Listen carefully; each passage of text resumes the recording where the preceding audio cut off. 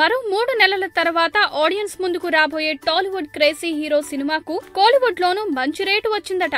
బాహుబలి తర్వాత కోలీవుడ్ లో తెలుగు సినిమాకు ఈ రేంజ్ బిజినెస్ జరగడం ఇది ఫస్ట్ టైం అని కొందరు చర్చించుకుంటున్నారు. ఏడాది కాలంగా అభిమానులకు దూరంగా ఉంటున్న టాలీవుడ్ స్టార్ మహేష్ ఈసారి తన ఎంట్రీ దసరాకే అని తేల్చేశాడు. దీనిపై కొనసాగిన సస్పెన్స్ కు స్వయంగా తెరదించిన ఈ స్టార్ హీరో స్పైడర్ ఎలా ఉండబోతోందనే విషయంలో హింట్ ఇస్తూ టీజర్ ని కూడా రిలీజ్ చేశాడు. టైటిల్ కు తగ్గట్టుగానే సినిమా టీజర్ కూడా కొత్తగా ఉండడంతో మహేష్ ఫ్యాన్స్ తో పాటు మూవీ లవర్స్ లోనూ సినిమాపై అంచనాలు పెరిగిపోయాయి. మరోవైపు బిజినెస్ పరంగా స్పైడర్ కు మంచి రెస్పాన్స్ వస్తోందని ఇండస్ట్రీ వర్గాలు చర్చించుకుంటున్నాయి. ఇక మురుగదాస్ డైరెక్షన్ లో ఈ సినిమా తమిళ వర్షన్ కు ఎలాంటి రెస్పాన్స్ వస్తుందనే దానిపై కొనసాగుతున్న సస్పెన్స్ కు తెరపడిందని తెలుస్తోంది. ఈ సినిమాకు కోలీవుడ్ వర్షన్ రైట్స్ ను ఓ ప్రముఖ డిస్ట్రిబ్యూషన్ సంస్థ ఏకంగా 18 కోట్లకు కొనుగోలు చేసిందని సమాచారం.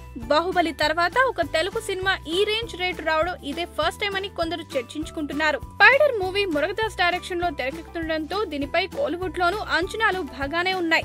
టాలీవుడ్, కోలీవుడ్ లలో సినిమాను ఒకేసారి విడుదల చేయాలనే ఉద్దేశంతోనే ఈ సినిమా విడుదలను దసరాకు వాయిదా వేశారనే ప్రచారం కూడా జరుగుతోంది.